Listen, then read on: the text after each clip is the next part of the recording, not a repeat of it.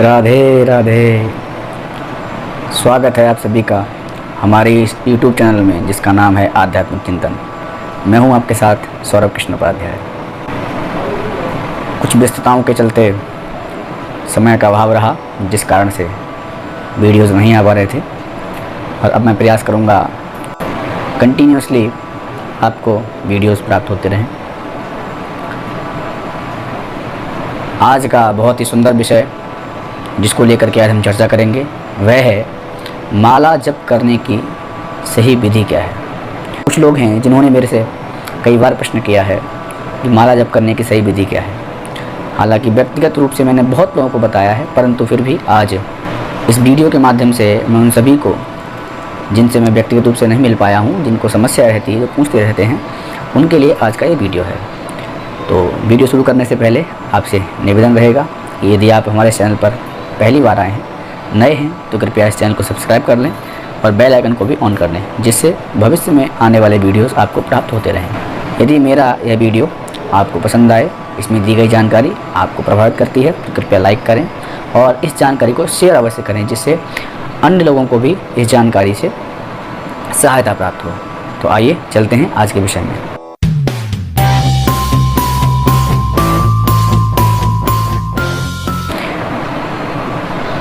माला जप करने के लिए सर्वप्रथम आपको कुछ चीज़ें चाहिए होती हैं। जैसे आपके पास एक माला होनी चाहिए, इस प्रकार से एक माला, और ये माला रखने के लिए एक ये झोली होती है, ये इस प्रकार की एक झोली होनी चाहिए। ये देखा होगा आपने, मार्केट में मिलती है माला झोली, इसी में रख करके जप किया जाता है। साथ ही साथ आपके बैठने के लिए एक आसन, और साथ ही आपके पास एक इस प्रकार का आचमनी पात्र होना चाहिए, जिसमें कि बीच में खांसी आने पर, बोलने पर, प्रमाद होने पर, अपान वायु निकलने पर आचमन करके हम अपने जप को कंटिन्यू कर सकें। इसलिए आपके पास ये सामग्री उपलब्ध होनी चाहिए। अगले क्रम में हम जानते हैं कि जप करने की विधि क्या है।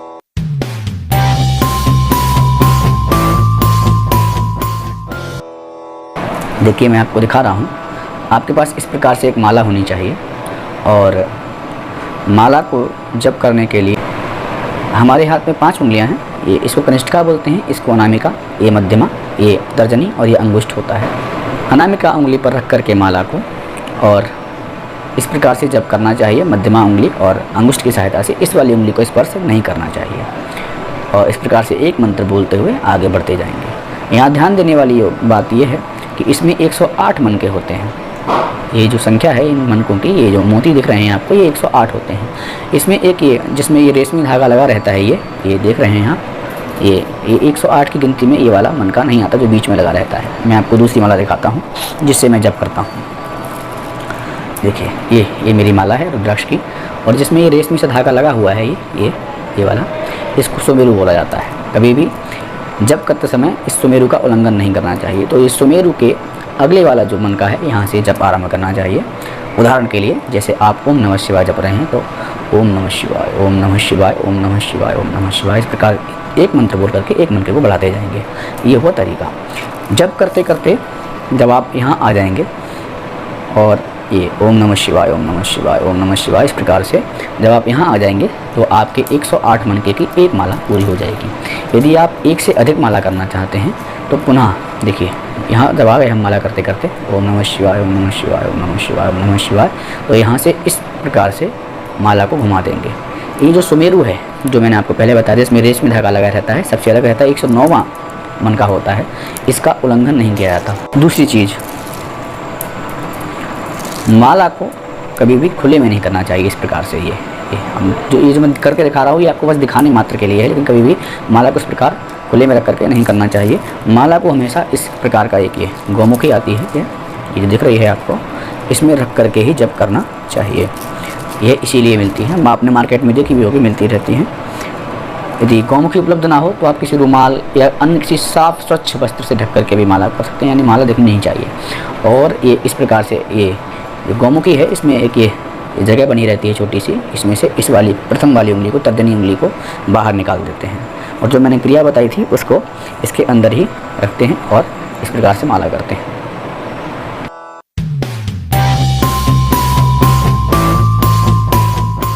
माला को हमेशा बैठ कर करना चाहिए। जैसा कि मैंने बताया था आपको आसन की आवश्यकता है, तो आसन पर बैठ करके ही माला को करना चाहिए। मंत्र जपने के लिए हमेशा बैठ करके, आसन पर बैठ करके ही माला को जप करना चाहिए।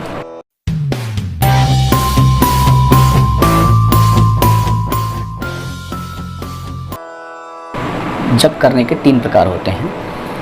पहला है मानसिक, मन ही मन में जप करना। दूसरा है उपांशु और तीसरा है वाचिक। मानसिक जप वह जप होता है जब हम मन ही मन में बिना होठों को हिलाए, बिना कुछ बोले, मन ही मन जप करते हुए और माला पर इस प्रकार से करते रहते हैं। दूसरा होता है उपांशु।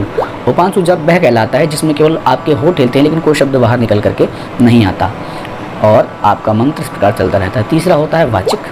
वाचिक जप वह जप कहलाता है जिसमें आपके मुख से उतनी ध्वनि निकलती जितनी कि आपके कानों तक, सिर्फ आपकी ध्वनि आपके कान तक पहुंच सके, किसी दूसरे को वह ध्वनि सुनाई ना देनी चाहिए।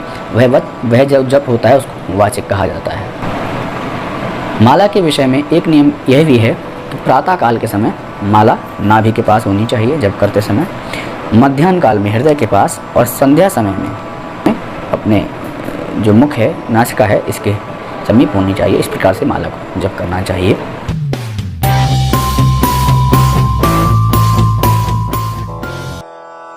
माला करने से पूर्व जो आवश्यक चीज़ है वह है स्नान। बिना स्नान किए माला जप नहीं करनी चाहिए।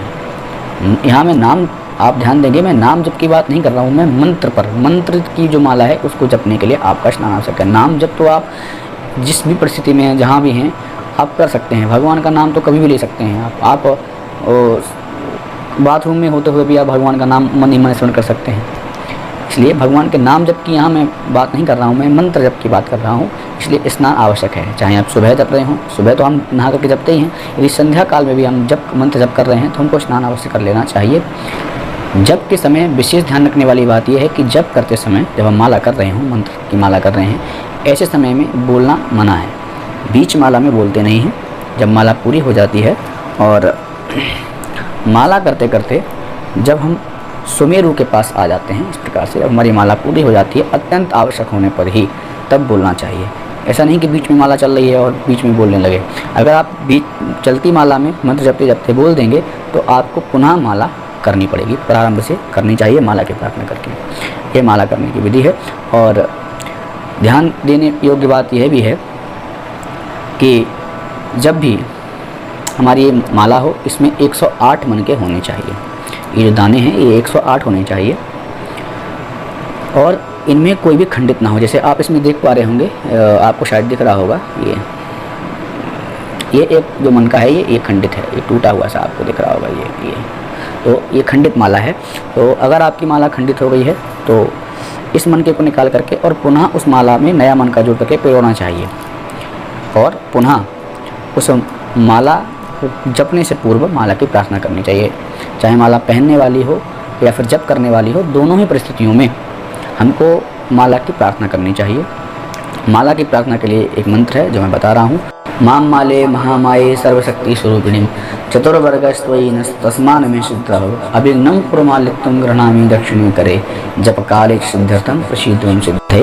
यह माला की प्रार्थना है। प्रत्येक समय जब भी आप जब आरंभ करेंगे तब इस प्रकार से माला की प्रार्थना करनी चाहिए और इसी से माला की प्रतिष्ठा भी की जाती है। नई माला लाने पर, मार्केट से जब हम नई माला लाते हैं तो ऐसा नहीं कि लाए और सीधे पहन ली अथवा सीधे जप करने लग गए। जब भी माला लेकर के आएँ उसको गंगा जल और शुद्ध जल, दूध इत्यादि से धुल करके और भगवान के समक्ष रखना चाहिए। उसके बाद माला से प्रार्थना करनी चाहिए और प्रार्थना करने के बाद ही माला को आरंभ करना चाहिए। ध्यान रहे माला खुली नहीं होनी चाहिए। माला जप करते समय उसको गोमुखी में अथवा किसी रुमाल से, किसी और स्वच्छ वस्त्र से ढक करके माला को करना चाहिए। माला के लिए ये नियम है कि माला जपने वाली जो माला है उसके 2 मनकों के बीच में एक ग्रंथि होनी चाहिए। आप शायद ये ग्रंथि देख पा रहे होंगे, ये जो गैप है ये बीच में एक गांठ लगी हुई है। इस प्रकार से ये ग्रंथि अवश्य होनी चाहिए। यदि ये ग्रंथि नहीं है तो माला आपकी खंडित मानी जाएगी। इसलिए 2 मनकों के बीच में गैप, ये ग्रंथि अवश्य होनी चाहिए।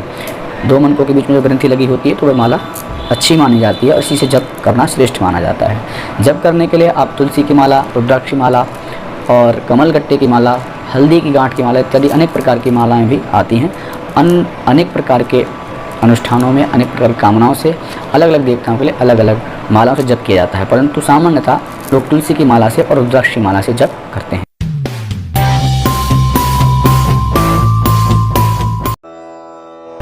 यहाँ एक प्रश्न और खड़ा होता है।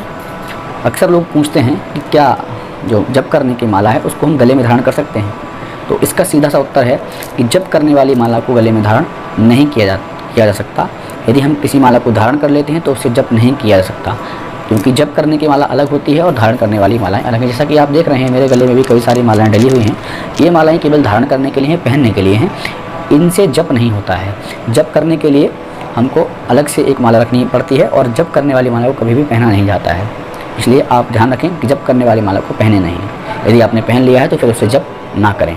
कुछ लोग कहते हैं कि भगवान के मंत्र में, भगवान के नाम में गिनती करने की आवश्यकता क्या है, माला की ज़रूरत ही क्या है, तो बिना माला के भी जप कर सकते हैं। बिल्कुल, लोग करते ही हैं, करना भी कर लेते हैं, लेकिन ऐसा कहा गया है, संत लोग कहते हैं कि बिना माला के किया गया जप जो है वह आसुरी हो जाता है, यानी उसका फल जो है वह असुर लोग ले जाते हैं। इसलिए माला से ही उसको करना चाहिए।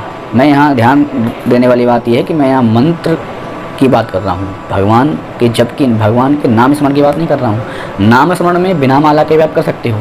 दिन भर आप बिना माला के बोलो, भगवान का नाम लो, राम राम शिव शिव इत्यादि जो भी नाम आप जपते हो, कृष्ण कृष्ण इत्यादि आप जप सकते हो, उसमें कोई दोष नहीं। लेकिन जब हम मंत्र की बात करते हैं, मंत्र माला पर जब जपा जाता है तो उसको माला से ही जपना चाहिए। यही ऐसा ही सिद्धांत है।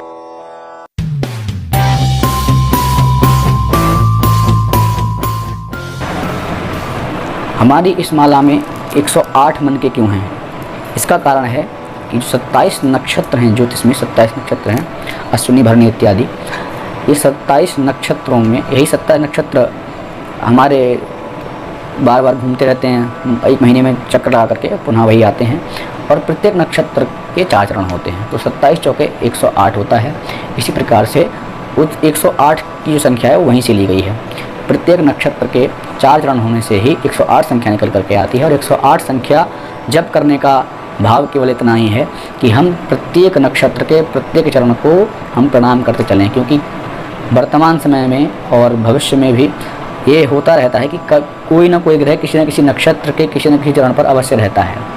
तो वह नक्षत्र, वह चरण हमारे लिए अनुकूल है, प्रतिकूल है। अगर अनुकूल है तो अच्छी बात है, प्रतिकूल है तो उसको अनुकूल करने के लिए हम उसको प्रणाम करते हैं। उसके लिए भी जो माला जपते हैं तो उससे उसका जो है उसकी अनुकूलता हमको प्राप्त होती है। इसलिए 108 संख्या रखी गई है।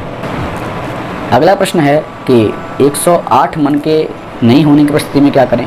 किसी के पास माला नहीं है या माला है तो टूट गई है और उसको नई माला की व्यवस्था नहीं हो रही है, तो उसको क्या करें? तो उसको आप आधा कर सकते हैं, माना कि 54 मनके की माला बना सकते हैं। और 54 मनके की माला को आप 2 बार जपेंगे तो एक माला मानी जाएगी। अगर वह भी उपलब्ध नहीं है तो आप 27 मनके की माला बना सकते हैं, उसको 4 बार जपने से एक माला मानी जाती है। और आपने देखा भी होगा कि वैष्णव लोग हाथ में सुमिरनी इस प्रकार से एक छोटी सी माला रहती है उनके, और वो हाथ में पहने रहते हैं, और जब कभी भी समय मिलता है तो उसको वह जपते रहते हैं। वो 27 उसमें रहते हैं, 27 मन के वह सुमिरनी होती है, उससे भगवान का सुमिरन चलता रहता है। तो इस प्रकार से उससे जप करना चाहिए। अगर सुमिरनी से आप जप कर रहे हैं तो आपको 4 बार जप करने पर एक माला की आपकी गणना मानी जाए।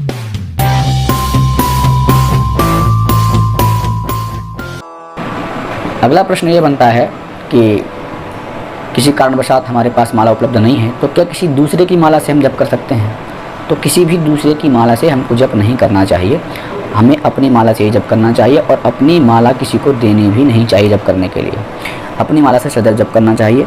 यदि आपके पास माला उपलब्ध नहीं है तो कर माला का विधान किया गया है। कर माला यानी हाथ पर ही गिन करके, तो ये दाहिने हाथ के ये जो अनामिका उंगली है, ये छोटी वाली उंगली के बगल में जो अनामिका उंगली है, इसका ये बीच वाला जो पर्व है, इनको पर्व बोलते हैं।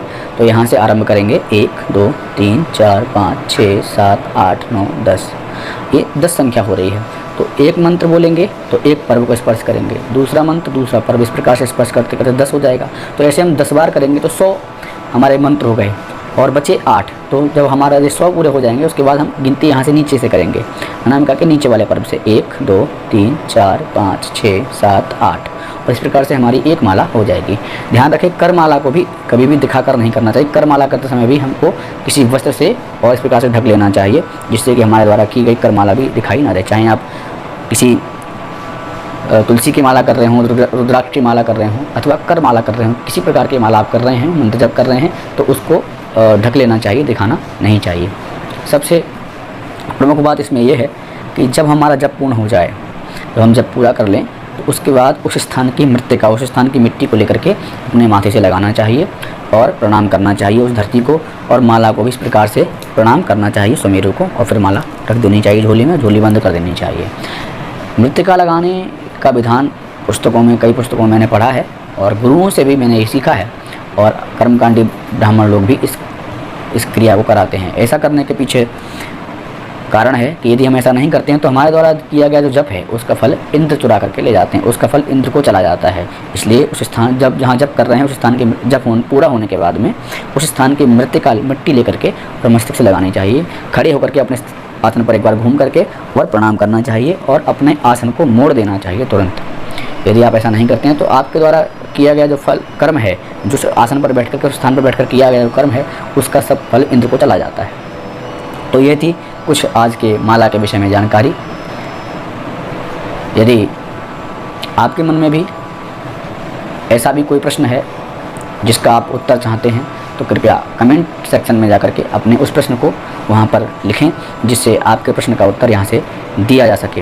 यदि मेरे द्वारा दी गई जानकारी आपको अच्छी लगी हो तो कृपया इस वीडियो को लाइक करें, अपना प्रश्न को कमेंट करें और चैनल को सब्सक्राइब करके बेल आइकन को ऑन करके इस वीडियो को शेयर अवश्य कर दें, जिससे कि अन्य लोगों तक भी यह जानकारी पहुंच सके। क्योंकि धर्म के काम को जितना आप प्रसारित करेंगे, जितना प्रचारित करेंगे, उतना ही धर्म आपका साथ देगा, धर्म आपके जीवन में बढ़ेगा। इन्हीं शब्दों के साथ मैं अपनी वाणी को विराम देता हूँ। मिलेंगे आपसे फिर किसी नए वीडियो में। जय श्री राधे।